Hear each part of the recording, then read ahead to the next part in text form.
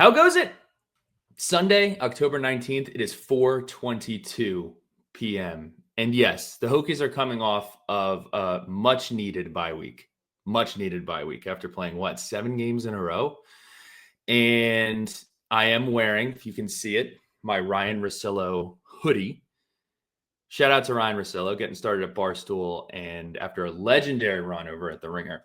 And I figured, you know what? There's no Hokies really to talk about. Now, we're going to talk about coaching candidates at the end of this podcast, but what better time to do a Tales from the Couch than this past weekend after the ball that we watched? In my opinion, this was the best weekend of the year so far in this 2025 season.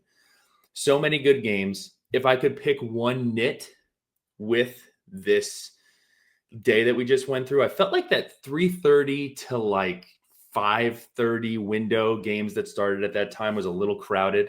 I would have loved to see BYU and Utah play a little closer to midnight or 1 o'clock when they typically play because they were competing for some screen time, but can't really complain about anything else outside of that. So we're going to run through some of the games that I watched. I'm not going to talk too in depth about games that I did not watch, but I'm just going to walk you through the Billy Ray couch experience from yesterday. I did head on down in the morning to Plaza Midwood, picked up some chili, was on the couch, got 2 6-packs down over by nice little shop by me and just enjoyed the couch. Me and the couch, we had an unbelievable day. So what better place to start than Miami snapping their 10-game win streak at home against the Fighting Jeff Brahms and Louisville. So Louisville goes to Miami, wins 24-21. Again, ending this 10-game winning streak that Miami has been boasting. Louisville went in and outrushed Miami all season. I have said it. Josh Pate has said it. Everybody that has been watching has been saying it, is that this Miami team is not like your typical Miami team. They're awesome up front. And that's kind of why we all bought into Miami this year. We were just like, this doesn't look like the normal Miami team. And I think that they have a date with the ACC championship and eventually the college football playoff. And Louisville said, not so fast. Louisville also forced 4 turnovers in this game. Really, really tough, big game, Carson Beck game here. He had 4 interceptions. What was even crazier about the 4 interceptions is that 0 of those interceptions led to points from Louisville. It just gave Louisville the ball back, and they were able to run some clock and control the overall tempo and pace of the football game. Louisville also held Miami to 63 yards rushing. That's good for 2.6 yards per carry. Now, a couple takeaways. Number 1, Carson Beck. He blamed his wide receiver for the final pick. You never love to see that. I think Carson Beck obviously played. I'm willing to go as far as to say this was the worst game that I've seen Carson Beck play in his career. The statistics, if you just kind of covered the interception side, won't necessarily tell that story. But if you watch the game unfold, it was bad. It was really, really bad, especially when you consider how talented and awesome Miami is outside. I mean, Malachi Toney. We talk a lot, rightfully so, about Jeremiah Smith. We talk rightfully so about a lot of the different talented wide receivers in the country, but Malachi Toney is unbelievable. Jeff Brom, he's 4-2 in his career against the top 5. He's 27-15 against the spread with 20 outright wins as an underdog. Here are some numbers for you. When he was at Purdue, he beat number 2 OSU 49-20, where he was a 13.5-point dog. He beat number 2 Iowa 24-7 when he was an 11.5-point underdog. And then he also beat Michigan State 40-29 as a 2.5-point underdog. Those are all top 5 teams that he's beating with those spreads. He really, man, he's the winningest coach in the ACC since 2023. Does an unbelievable job. He may not win every single game, but he is rarely, if ever, outcoached. So I have to pour one out for this Miami team. Unbelievable. So they still have to play SMU. They still need to play at Pittsburgh. Those are actually both on the road. And now you have UVA in the driver's seat. They do not own the tiebreaker over Louisville. SMU, they still kind of control where they're going to be now that they get to play Miami at home, having just defeated a Clemson. We'll talk about them in a little bit. But that definitely kicked off the weekend and was a pretty surprising result. So shout out to Louisville for handling business on the road against what we all thought was an elite Miami football team. This to me was the game of the day.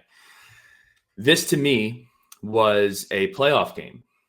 This to me was two very clearly top 12 football teams going at it in Athens, Georgia. The first thing I want to talk about actually has nothing to do with the game. It has to do with the environment. I have been lucky enough to go to Athens on multiple occasions. I saw UGA lose to Georgia Tech in 2014. That was a home game for them. I saw UGA in one of the best spectacle, unbelievable games. A big reason why this podcast even exists, play against Notre Dame in 2019. It's the first time I saw LED lights. I think it was the most watched game of that entire year. Saw hurdling. It was just unbelievable. 2 flyovers for that game.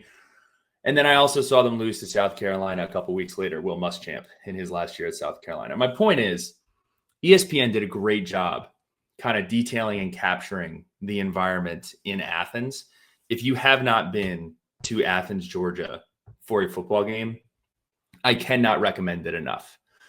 The town itself is unbelievable. The environment is great.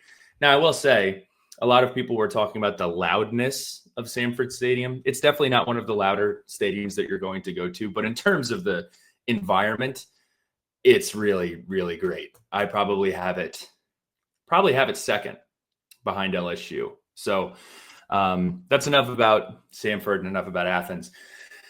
So Georgia wins this game 43-35. Let's talk about Ole Miss first. Ole Miss didn't turn the ball over. They scored 35 points, and they scored 28 points in the middle two in the third and the second quarter. So if you tell me that, I'm feeling pretty good about Ole Miss's chances of winning this football game. Now, if you flip the page to Georgia, Georgia scored the ball every single time that they had it. They scored every single time that they had a possession. They had 510 yards of offense. They won the time of possession by 15 minutes, and they held Ole Miss to 88 yards rushing. When this game was going on, it was 21-20 at half. And then Ole Miss takes their opening second half kick, and then 2 plays later scores on like an 80 or 70-yard touchdown. They go up 28-20. And immediately I said, okay, Ole Miss is in a great spot. And I tweeted, I said, Ole Miss will need to score an additional 17 or 21 points to win this game. They only scored 7 more points, and they lost by 8. Look, in that second half, Georgia said, we're going to run the football, and we're going to play bully football, and you're going to have to stop us. And to me, that's putting a lot of faith in your defense, because there's no way that Ole Miss was going to be able to stop them from running the ball, but you were really shrinking the game. And for all of the positive things that I can say about Lane, all of the positive things that I can say about Ole Miss, and I feel strongly that they're a playoff team, their Achilles heel is their defense. They cannot get to the quarterback. They cannot pressure the quarterback. And if you look at their fourth quarter, they had 13 yards across 3 drives, and their drive chart was 3 and out, and turnover on downs. So look, Georgia answers the bell, gets it done. And I got to say about Georgia, this is probably the most impressed I've been with Kirby Smart in his tenure at Georgia. And it's not because this is the best team that he's had at Georgia. This team certainly has its limitations. And I don't know if they'll win the national title. But what's really impressed me about Georgia is the different ways that they can win football games. And this started with the Tennessee game. If you combine the Ole Miss and the Tennessee games, Georgia's offense accumulated 1,012 yards and 87 points. They beat Tennessee 44-41, and they beat Ole Miss 43-35. If you flip the page, Georgia's calling card has always been their defense. They held Auburn to 10 points and pitched a shutout in the second half at Jordan Hare and won that game 20-10. So Kirby's ability, this team's ability, Gunnar Stockton's ability to win games in a multitude of different ways is extremely, extremely impressive. And I don't know how it's going to shake out, but Georgia has definitely found their stride. Georgia has a galvanizing coach, a galvanizing quarterback. Gunnar Stockton is so fun to watch, man. He is so fun to watch operate and handle his business.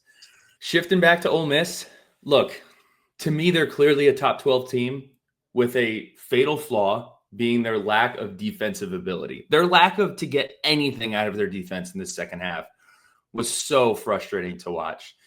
They were only able to force one sack in this game. They also are 13th in the SEC in yards allowed per game. So they're going to have to clean that up. I think the warning bells were kind of going off in that Wazoo game. Obviously, Wazoo, weird team. I mean, their ability to compete against anybody wherever the game is played, it's pretty impressive. I want to give them some props for that. But they're going to need to get something out of this defense for them to be able to compete for more than just making the playoff. But offensively, really, really impressive. They just couldn't get to that magic number of 17 or 21 to win the game. This I have titled, Vanderbilt football ended LSU's season. Has that ever been said before? I'm not sure that it has. LSU has won the previous, I believe, 10 matchups between Vanderbilt and LSU. Vanderbilt wins the game 31-24. And here's the script for Vanderbilt. It's actually really simple. And we saw it for the first time. It's very funny. Virginia Tech fans who are listening, we got a front row seat of essentially Vanderbilt joining college football. And it has been really fun to watch. It sucked to watch in Nashville, last year at the beginning of the year with us coming in with expectations, them coming in with zero expectations. But this has been their MO. Win time of possession, shrink the football game. They did that against LSU. They won it 36-23. Zero free possessions. Don't turn the ball over. Don't throw picks. Don't put the ball on the ground. This was one of the issues that we saw in Vanderbilt's lone loss this season against Alabama. Diego Pavia had some red zone woes, turned the ball over, still competed, but that's ultimately why they couldn't win the game. They had no turnovers against LSU. Run the ball and be efficient in the passing game. Vanderbilt ran for 5.3 yards per clip, and they were 14 of 22 through the air. So, again, number one, I don't know how Brian Kelly survives this. This is not like you lost to Vanderbilt and Vanderbilt sucks. Like, they lost to a really good Vanderbilt team. But if you're going player for player and you're going expectations versus expectations, LSU can't afford to lose to Vanderbilt after losing to Ole Miss. And yes, they're 5-2 right now. They're 2-2 in the SEC, but they got a tough schedule coming up, man. They got a tough schedule coming up. Before we go into that schedule coming up, just want to talk about Vanderbilt and the playoff.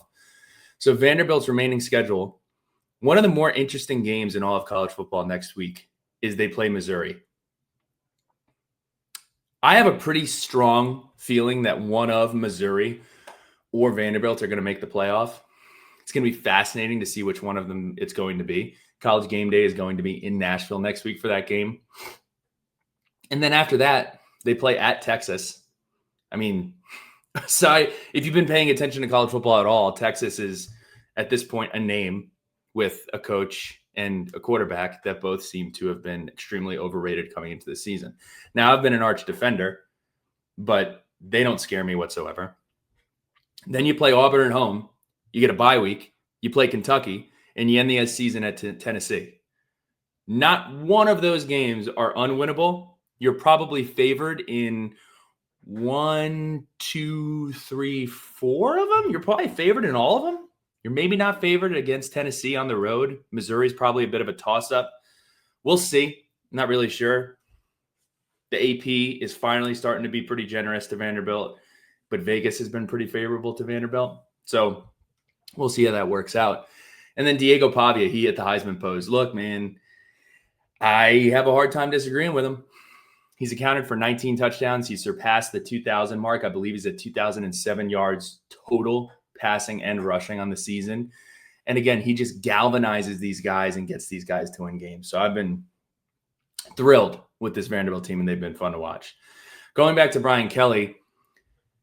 So when you had Jane Daniels, the problem was the defense. You scored 1 million points. You couldn't keep anybody from scoring any points. Year 2, it was both. It was super inconsistent. It was kind of fun being at the one like highlight, like the biggest highlight of the Brian Kelly tenure. I would say that it's that win over Ole Miss at home walk-off. It's pretty awesome. Could also argue, I believe they beat Alabama with Jaden Daniels. That was a pretty crazy game. But year 3, it's now the offense. The offense, which is led by Garrett Nussmeier, who seems hurt, was projected to be the first overall quarterback taken off the board. Man, quarterbacks with a lot of hype coming into the year, pour one out. I mean, you got what happened at Penn State. You got Garrett Nussmeier. You got Cade Klubnik. It's been like the kiss of death. You got Arch Manning. It's been the kiss of death to be a quarterback coming in with any type of expectations. But the remaining schedule for LSU, you play A&M, then you play at Alabama. Good luck winning either of those games. And then at the end of the year, you finish with Arkansas, with an inspired Bobby Petrino to try to get the job, and probably an uninspired LSU team if you lose 3 in a row here and you're out of the playoff and you're out of the SEC race. Then you got Western Kentucky and the SEC let's play nobody invitational before rivalry week. And then you finish the season at Oklahoma. And that game for Oklahoma is probably going to mean a whole lot more for Oklahoma than it's going to mean for LSU, and that game is at Oklahoma. So the Battle of the Boot, that's not what they call it. Battle of the Boot is the Arkansas game. The Battle of Oklahoma versus Louisiana. I don't feel too good about that one if I'm an LSU fan. I will be at that LSU-Arkansas game, though. They might kick that at 8 o'clock in the morning. Who knows?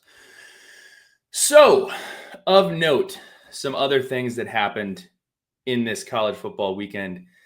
Alabama, to me, is a perfect example of a team growing as time goes. Everybody wanted to bury Kalen DeBoer at the beginning of the year because they lost to Florida State. And we all thought Florida State was really good. And we all thought that Alabama was really bad. And we all thought that Coach DeBoer didn't know what he was doing. I got to tell you, man, Alabama wins this game 37-20 over Tennessee. Smoke them if you got them. I really want to go to this game. It's a really, really fun rivalry, the Tennessee-Alabama rivalry. But look, since losing to Florida State, which again was weird, they've won at Georgia. They won and covered against Vanderbilt. They won at Missouri. And now they won against Tennessee. That's 4 ranked wins in a row. I don't have the stat in front of me. It is some sort of record to win that many games against top 25 teams or top 15 teams, whatever it is. Really impressive. To me, Kalen DeBoer, at his age, at what he's done to build Washington and to get Alabama back under a completely different type of Alabama than we're used to seeing with Nick Saban. One of the more impressive coaching jobs that I've seen across college football. So the Tide roll. Here's a weird one. Nebraska got crushed on the road by Minnesota. They lost 24-6. This comes after everybody is assuming that Matt Rule is going to get the Penn State job.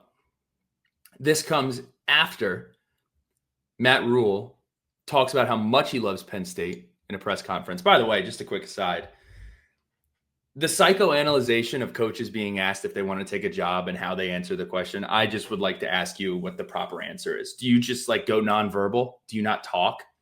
Because we've seen coaches outright say that they're not going to take the job, and then they're called liars. We've seen coaches say, I'm focused on the team and I'm getting ready to play whoever I'm going to play. And then they're like, oh, see, he's definitely taking the job. And then we've seen coaches get angry and be like, why are you asking me that question? The Fran Brown answer was quite interesting. But there's no right way to answer that question. So I will cut him some slack there. But then you go in and you get absolutely mollywopped by Minnesota. Dylan Raiola, he's a highlight machine, but he can't do it by himself. Nebraska only was able to amount 36 yards of rushing against Minnesota. They were 3 of 11 on third down. And PJ Fleck, he's a weird guy. He wears a tie. He's a bit odd. Mixed reviews.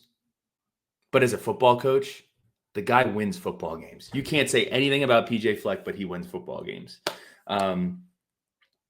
It was actually surprising how many people, when I even bring him up as a potential coaching candidate, are outwardly like, absolutely not. I do not want him as our coach. I find that pretty interesting to be that outwardly against hiring PJ Fleck because the guy's a ball coach.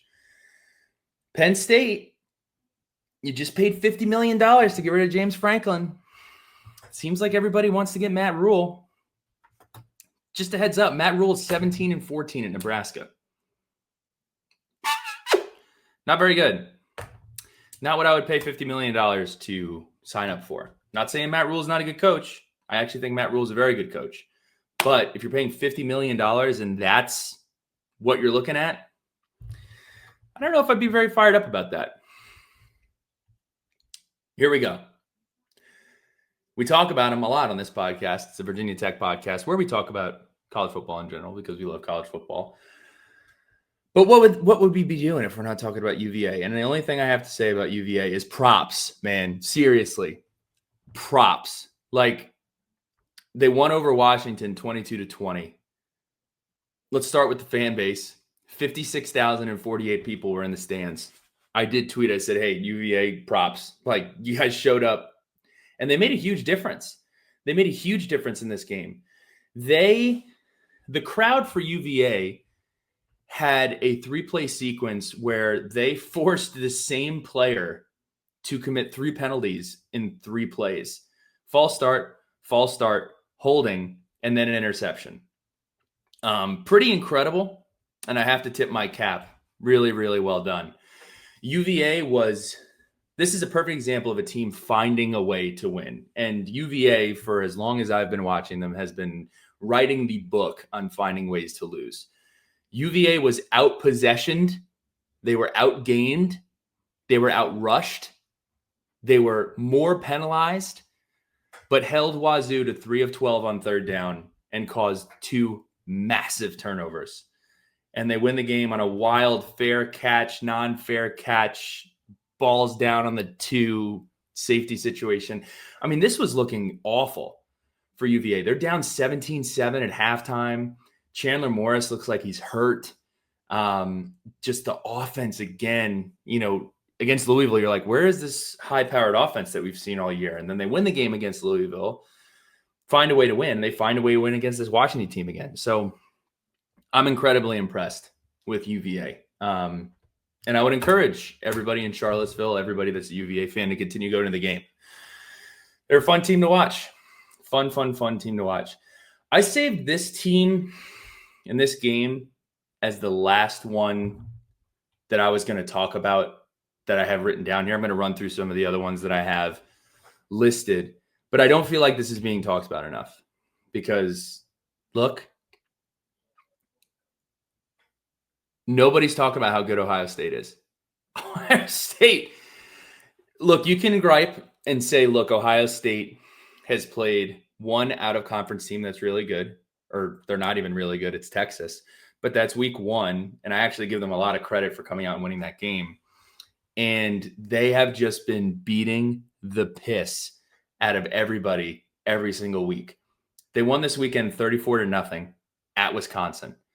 Their defense is like some of these LSU, some of these Alabama defenses that I remember growing up and watching. They've given up 4 touchdowns in 7 weeks. I'll just say that again. They've given up 4 touchdowns in 7 weeks. And we all came into this season understanding, okay, Jeremiah Smith's going to be pretty good. Their defense is going to be really good. They're replacing a coordinator. They're replacing 2 coordinators, actually, because you had Knowles going to Penn State and you had Kelly going wherever he went to the NFL. And they actually look better at the quarterback position than they looked last year. Nobody thought that would be the case. I'm just saying. Julian Sayin, 1,872 yards, 19 touchdowns. He's 4th in QBR with an 88.4, and he's only thrown 3 interceptions. What also we didn't account for nationally is, yes, we knew Jeremiah Smith was going to be good. We didn't know Carnell Tate would be that good. Carnell Tate, both of these receivers are over 500 yards in the season. I believe they have 7 touchdowns and 6 touchdowns, respectively. They've both been fantastic. And another thing that we didn't know would be great about this Ohio State team is this freshman, Bo Jackson. Casey Hamrick told me about this guy. He's a freshman from Cleveland, Ohio, and he is the best running back on the team. He is fantastic. I did not get a chance to watch this game in its totality, so I'm not sure if he got to start this week, but I would, barring injury, absolutely expect him to be starting for Ohio State on the back end of this schedule. He's really, really, really good. So, I mean, this Ohio State team, man, I'm very excited to see, when they play an Oregon or play in Indiana in the Big Ten Championship, what that looks like. But, I mean, you can't really fault them for the schedule that they're playing. They're just destroying everybody. So far and away from what I've seen thus far, this is the best team in the country. And they continue to get better, and we will see what that looks like. Pour one out for Coach Fickle, by the way. Tough situation there in Wisconsin. They also went to Wisconsin and beat the hell out of them like that. Disrespectful. Assault! Here are some wait what stuff that I saw. Mike Norvell has lost 9 consecutive conference games. Mike Norvell in Florida State a couple of years ago held a Zoom meeting where they basically talked about how the ACC is the reason that they're basically the biggest fish in the smallest pond, and the money's not enough, and we're the only good brand in the conference, and we got to get to the SEC, we got to get to the Big Ten. You guys suck. You guys have sucked for 2 years in a row now, and I'm just tired of hearing about it. I'm sorry what happened to you guys with the college football playoff when you missed the 4 team, but man, you guys are awful. They lost to Stanford at Stanford. When the refs really tried to give Florida State the game at the end of that game, if you haven't seen it, check out the last 30 seconds of that game. It was insane. I also hope that Tommy Castellanos is okay. He had a nasty concussion after taking a nasty hit. But what a disaster of a year. But the full stat is Mike Norvell has lost 9 conference games in a row, while Rhett Lashley has won 20 consecutive regular season conference games. To add on to that, SMU has not lost a regular season conference game since they were in the ACC in 2022. That's crazy. They have not lost a game in the regular season to a conference opponent since 2022. Yes, they lost in the ACC championship to Clemson last year, but it's funny because when they were announced to go to the ACC, everybody is like, oh man, they just lost to Boston College. Yeah, they got some money. It'll take them a couple years to get it going. No, they're just winning all the games. So shout out to Rhett Lashley. Shout out to SMU doing a hell of a job with the Stangs. Pony up, if I may. Here's another crazy one. Washington State through week 8 has traveled 15,374 miles. They have taken the show on the road to North Texas, Colorado State, Ole Miss, and UVA. That sounds awful from a player, staff, and bus driver, equipment truck driver perspective. I'm very sorry that's the case. Now, they had a graphic that aired on the CW for this, so Washington State traveled 15,374 miles alone. If you combined Ohio State, Ole Miss, Miami, Indiana, and Texas A&M, they have traveled 16,646 miles combined all together. So if you took, at the time, the AP Top 5, and you compared it to Washington State and where they have traveled, Washington State is pretty close to being at the same amount of mileage for them. Pretty wild. Another crazy stat, kind of a random one. Ole Miss's Xavier Harris has 6 blocked field goals or blocked kicks in his career. It's tied for second most in SEC history. That's pretty wild. I just thought that was pretty crazy. So we're going to turn the page to some of my favorite things, and we're going to turn the page to coaching carousel. But before we do that, we do have a message from our friends over at TechStream.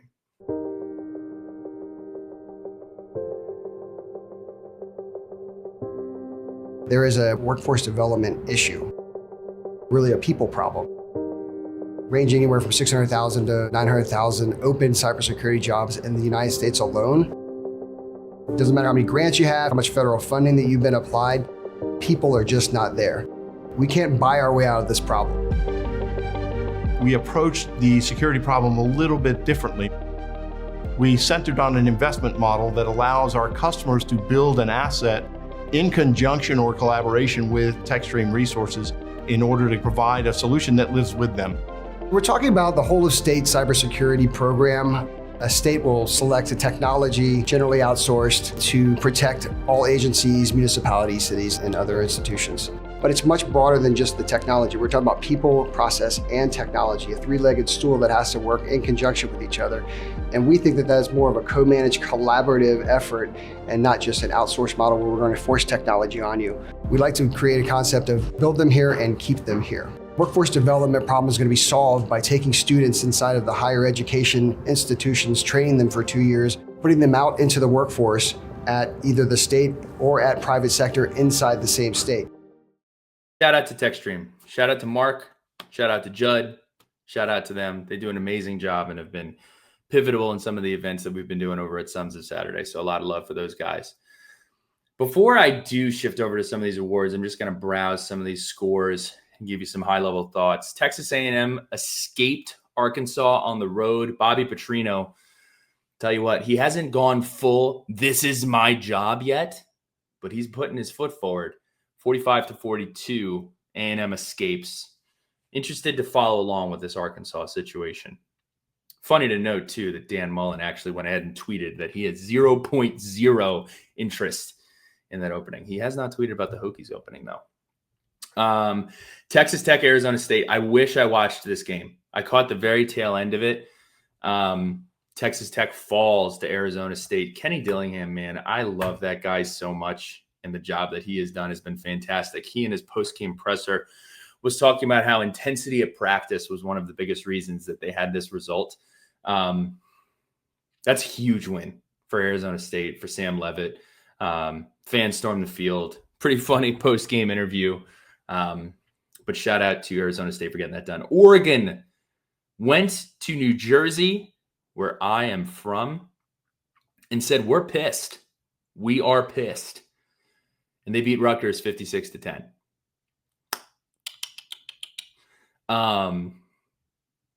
Oregon, man, it's going to be interesting. I'm not really sure what to feel about Oregon. They're beating the hell out of teams. They beat the hell out of Oklahoma State. They beat the hell out of Rutgers. They beat Penn State at Penn State. Not so sure how good Penn State is. That's a good example, though, of I think that win against Penn State is impressive because it was before Penn State was broken, in the same way that I feel that Ohio State's win over Texas was impressive before we kind of all knew that Texas was this offensively inept.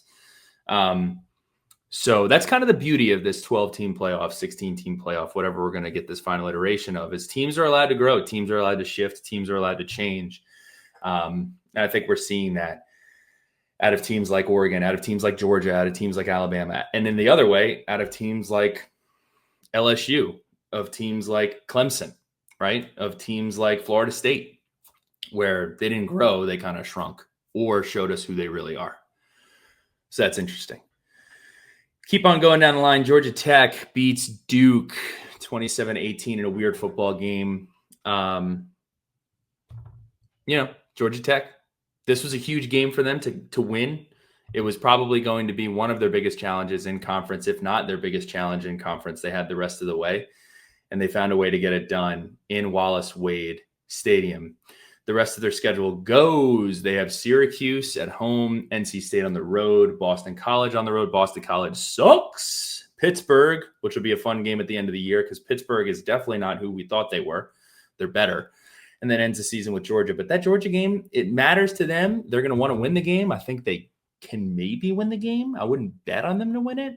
But it does not affect ACC standings whatsoever. Okay. Last couple we'll cover. USC, Notre Dame, a game between two teams that were trying to lose. Notre Dame ends up winning the game. They really needed to win this one to get a ranked win on their resume. They may have a chance to get a ranked win against Navy. I haven't been keeping up with Navy too much, but it's probably the best team that they have left on their schedule. So they win that game 34-24. BYU, Utah, we had the color rush. BYU wins that game. I love BYU. I really, really do. I'm interested to know how they would play and how the Big 12 in general would play against some of these SEC and Big 10 teams. Last one I'll talk about, Memphis. Lost to UAB. UAB has been dog water for the last few years. And somehow interim comes in, galvanizes the group, and they beat Memphis at home in some preposterous looking uniforms. It's funny because a lot of people were lobbying for the USF Memphis game to have College Game Day. That will not be happening. So that was an interesting result and also plays a huge hand in what the G5 playoff poster person is going to be this upcoming year. If you're listening along, put in the comments who you believe that group of 5 school is going to be that punches their ticket. And I lied. One last one I'll talk about. Texas beats Kentucky 16-13 in overtime. That offense is awful. That offense is so bad and so hard to watch. Maybe a last gasp from Mark Stoops. But man, they're tough to watch. All right, shifting gears here. We're going to talk about some of my favorite things this season. What are they? I'm going to start with Bear Bachmeier. This quarterback for BYU is so fun to watch. He wears number 47. He has 2 brothers. He has more than that, but he has 2 brothers that are named Tiger and Buck. So Tiger, Buck, and Bear. Pretty hilarious. It's pretty funny. Bear Bachmeier is basically Big 12 Haynes King. And I love Haynes King. He's another one that I love this year. But they're essentially the same person. If you want to separate them a little bit, Bear Bachmeier, a little bigger, maybe a little bit more, maybe a little less injury prone than Haynes King, but I do love those two. Gunnar Stockton. He's not the best quarterback. He's not a flawless quarterback, but man, that guy is freaking fun to watch play football. Lays it all out, takes some crazy hits over the course of a game, continues to get up, continues to motivate his team. It's very funny. He kind of looks like some dude that would work at Deloitte in accounting. You're like, man, did you play sports growing up? And he's like, no, I didn't. And you're like, oh, okay. Well, you're a big dude, bigger looking dude. And that's Gunnar Stockton. So shout out to Gunnar Stockton. Diego Pavia. I mean, come on. Like, if you don't like Diego Pavia because of his attitude, I get that. If there's any other reason you don't like Diego Pavia, I don't really have anything for you. He has probably been the most interesting guy to watch for me since Johnny Manziel. I don't know if that's crazy. It's not crazy because it's my opinion, but that is my opinion. He has been so fun to watch. This Vanderbilt team has been so fun to watch. And man, I love the story out of this Vanderbilt Commodores team. And the last thing, because I went all quarterback, so I tried to go off the quarterback reservation, is I just want to say Kenny Dillingham and Curt Cignetti are living, breathing proof that anything can change with the correct hire. Curt Cignetti takes this job in Indiana, and Indiana is a dead program. They're a basketball school that also has a football team and a really cool town in Bloomington. And they're the number 2 team in the country. They're the number 2 team in the country handling business. I mean, it's so ho-hum, right? Like with any other team, you're probably thinking, oh, they're playing Michigan State, kind of a letdown spot. Is there a way that they'll kind of underperform? No, they win 30-13 and they're just cruising along. It's funny because we have all these openings and everybody's like, let's find our next Curt Cignetti. I'm not sure there are a bunch of Curt Cignettis growing on trees, but to my point, if you find the right guy, you can change everything, especially in this portal era where you can change over your roster. And this Indiana team is absolutely better than last year's was. So that's a scary thing to think about. And I'm excited to see what comes out of this team. So that's what I got for some of my favorite things that I've seen so far this year. Coaching Corner. Before we get into Coaching Corner, I do want to shout out my guy, Dave Phillips over at Phillips Real Estate. Dave Phillips is a friend. Dave Phillips is a Virginia Tech grad. Dave Phillips is a professional real estate advisor right in Southwest Virginia. If you are looking for new real estate, if you are looking to buy or sell or learn, he has got you covered. Please check him out. Again, Hokie grad, cares a ton about Virginia Tech. He's out there supporting wrestling. He's out there supporting basketball. He's out there supporting football. He is one of us, and we cannot recommend him enough. So if you're interested in checking it out, if you're interested in getting connected, do let us know. We'll put you in touch. He's a friend. He is a sponsor. He's great. Check him out. Dave Phillips Real Estate, Southwest Virginia. Coaching Corner. All right. So I'm just going to kind of run through some of this stuff. First of all, here's what I want to say. I am almost willing to say that in the hired category, UCLA is 3-0. Since Sunshine Jerry Neuheisel, who isn't even their head coach, he's their offensive coordinator, but he's the guy all over social media, the guy with the blonde hair being carried off the field. It's a great day to be a Bruin. He has done an unbelievable job at UCLA, and so has Tim Skipper. We need to start recognizing that Tim Skipper is the head coach of this team. They went ahead and they handled business against Maryland. Again, man, wow. What a turnaround. They went from probably going to be the worst team in college football to beating Penn State and now winning 3 in a row, including that Penn State game. So I am willing to say that if I'm UCLA, I'm giving Tim and I'm giving Jerry a really strong look at potentially getting this gig. And if they don't get the gig at UCLA, they should be up for a gig somewhere else because this is extremely impressive. Fired. Who has been fired today? So far, as of 5:04 p.m., unless we had something come across the timeline, which I don't believe we did. But yeah, so I'm not seeing anything right now past Billy Napier. He was fired. I want to say this about Billy Napier. I think he's a really awesome dude. I think that he runs a very good program, and it just, for whatever reason, has not worked out at Florida. You kind of see the writing on the wall. I think it's cover your kids' ears. I think it's bullshit that this whole week, it's known that we're firing you at the end of the week. I think that's super unfair to him. I think that's super unfair to the players.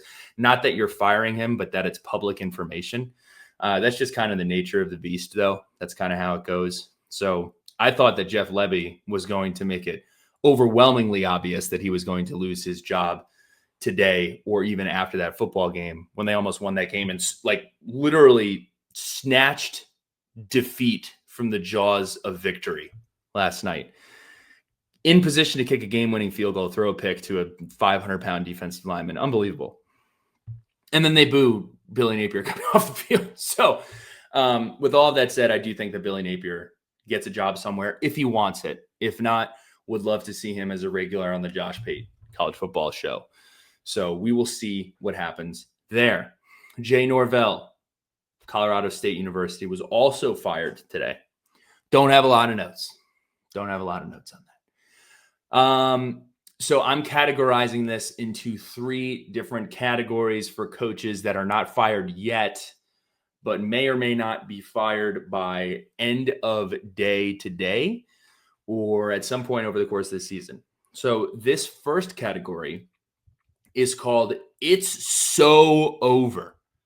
I don't see any way that these coaches are not parted ways with from their current seats. Okay, their seats are on fire. It is so over. Hugh Freeze. Auburn lost a very competitive game at home against Missouri. It went to 2 overtimes. And I tweeted when Missouri had gotten the ball back, I think with 90 seconds left or something like that. Is this going to be another catastrophic, soul-crushing loss? And Auburn gets it to overtime. And it was a soul-crushing loss. It is amazing, and this is not why they lost this game, but there was a really bad miss on a game-altering pass interference call that wasn't called in the 4th quarter. It is amazing how often Auburn gets shafted. Now, if I was an Auburn fan coming out and saying that, that would be weak sauce because everybody thinks that they get shafted by officiating. I'm telling you, Hugh Freeze's departure from Auburn has absolutely to do with the results on the field, has absolutely to do with some of the decisions that he's made as a program, i.e. Jackson Arnold being your answer at quarterback, i.e. they had their captain literally opt out of playing the rest of the season or was removed from this team this past week.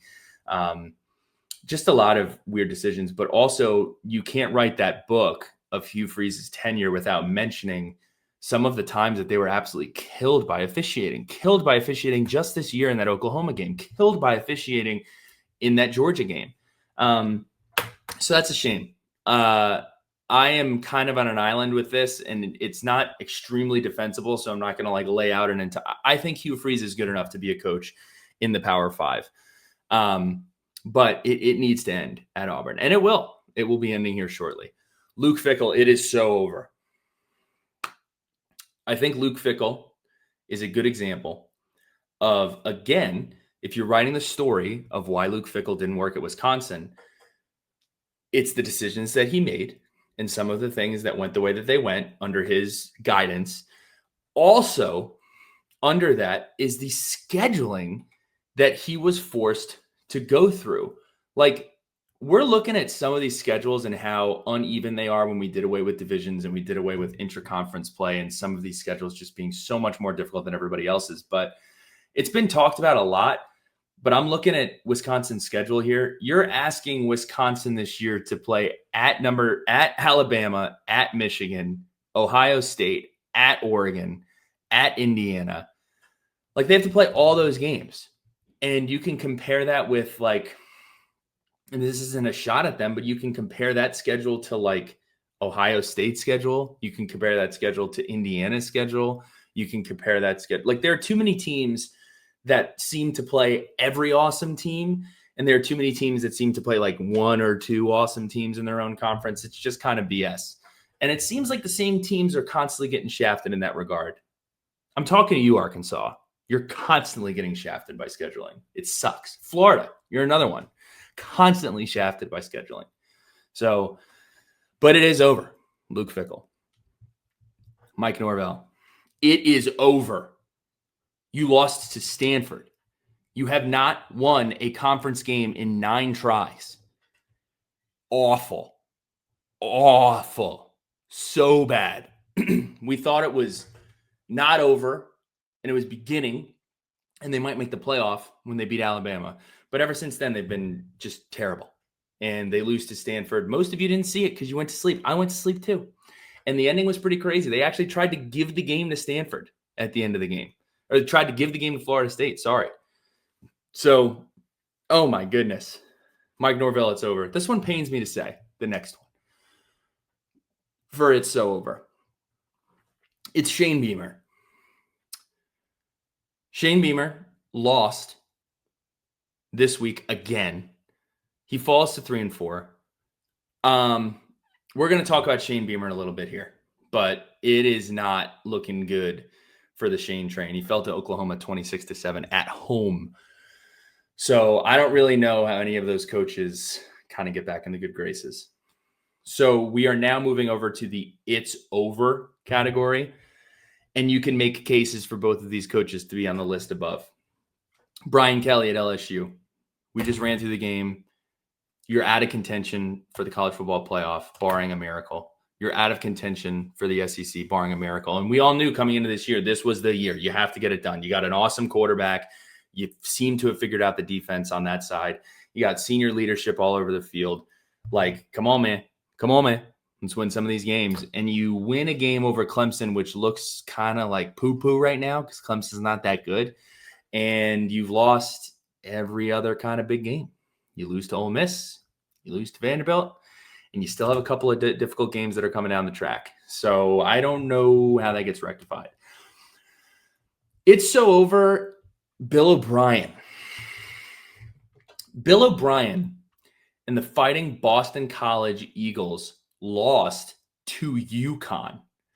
I saw a tweet, and I wasn't about to go look and kind of find the exact statistic because I don't really care to dive into UConn and Boston College that much, but it was something like there was somebody who was born in 1996, and it wasn't since high school that UConn won a game against a Power 5 opponent on the road Long story short, it's been a very, very long time.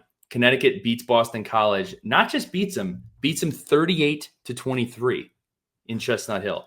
And it's ugly. It's ugly. Boston College is 1-6, and I don't really know what you do. And then also the problem with Boston College is I don't really know if you want to participate in this coaching carousel, because I'm a Virginia Tech fan and I'm worried about kind of where we stack up in the coaching carousel ranks. It's going to be above you guys. So the rest of the way for Boston College, oh my gracious. They play next at Louisville. Then they have Notre Dame. Then they play SMU. Then they play Georgia Tech. And they finish up with Syracuse. So they will probably be underdogs in every one of those games by double digits, with the exception of Syracuse. And who knows what Syracuse looks like at that point. So, that is disgusting. And then this last category I have called What's Going On Out Here? I'm taking a line out of Vince Lombardi's playbook here. Dabo Swinney at Clemson. I don't think Clemson fires Dabo Swinney. I'm also excited for the George Strait concert, which I am on the pre-sale for. That's happening at Clemson. But is anyone having fun? Is anyone having fun right now in Clemson, South Carolina? I don't think anyone's having fun. I'm not saying that he's going to get fired, but I am saying I can see a mutual parting of ways. He was asked again and got rather snarky about his tenure and everything else. And, he was like, I won a lot of games. I think I built up some good goodwill with those good times. It seems like that goodwill and good times have kind of worn thin. I think Dabo's a good coach. I like Dabo Swinney. I think what Dabo Swinney has done at Clemson is amazing.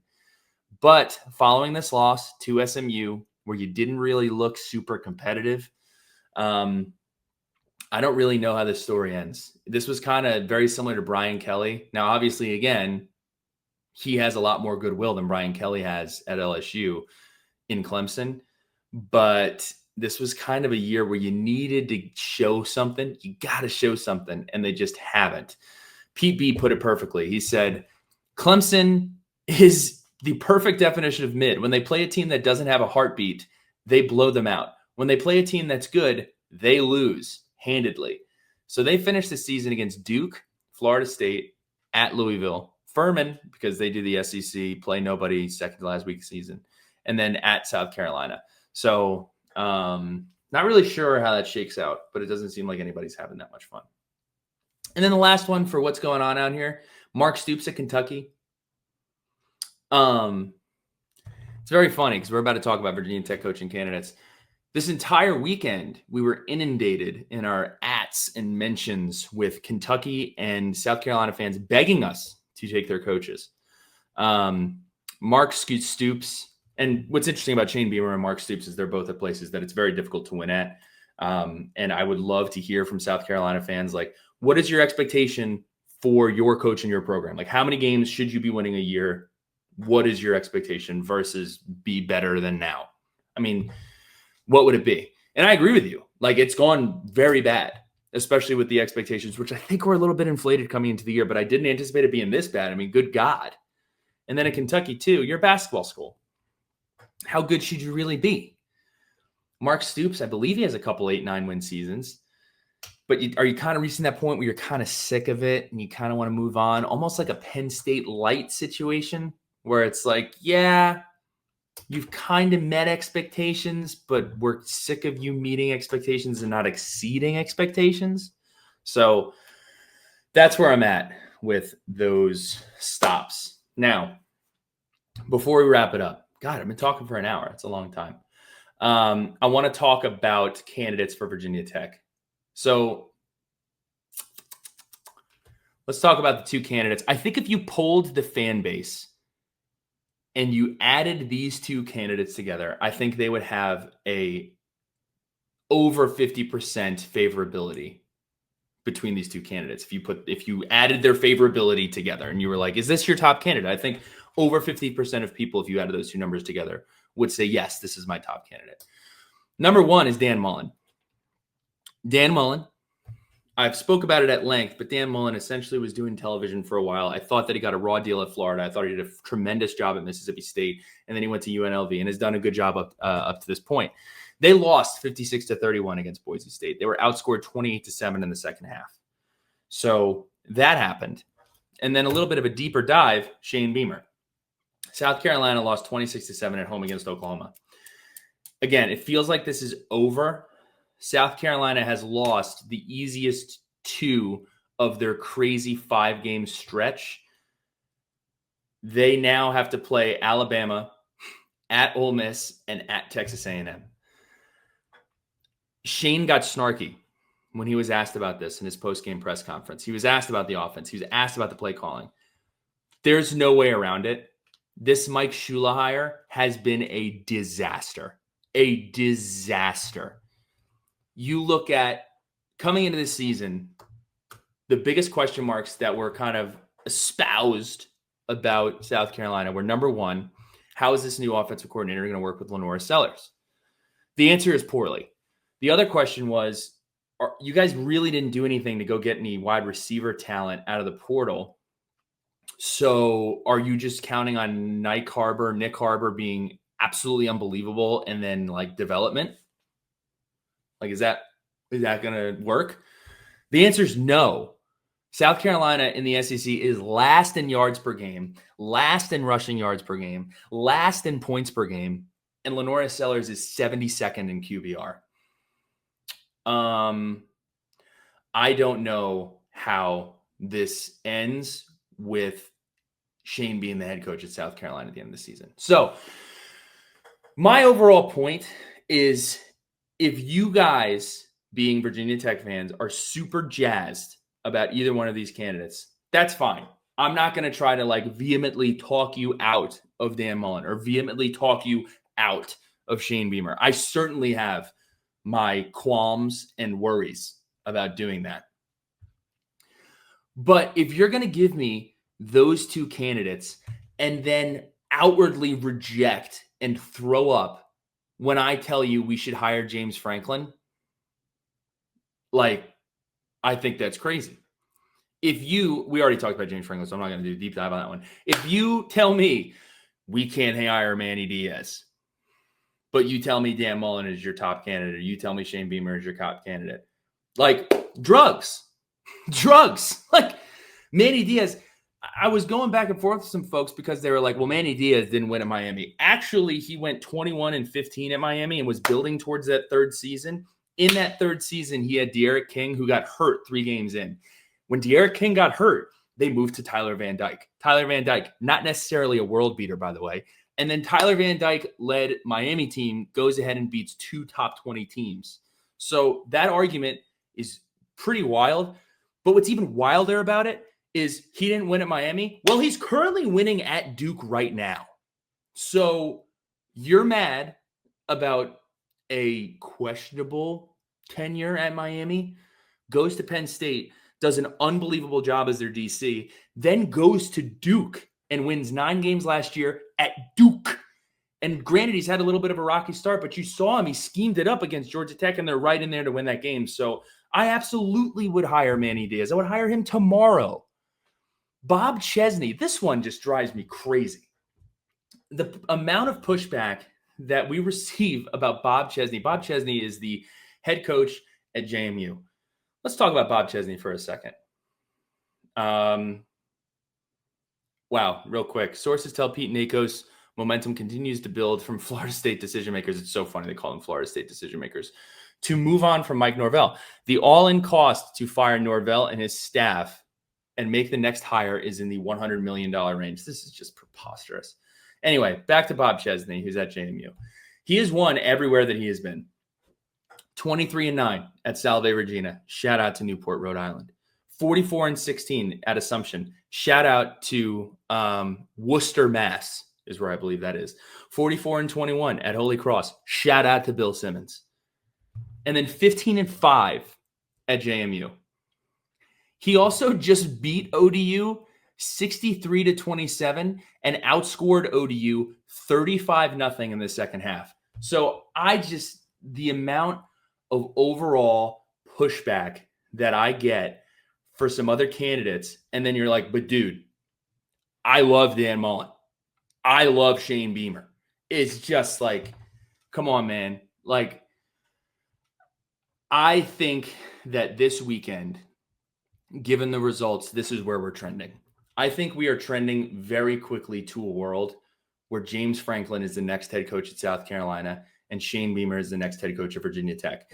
And I am not saying that I would hate if Shane Beamer is the next coach at Virginia Tech. I am just saying that maybe we should be open to the idea of looking around elsewhere. There are so many good coaches out there, regardless of how many jobs are open, that you can look at. And I mean, PJ Fleck is another example. Like PJ Fleck, awesome ball coach.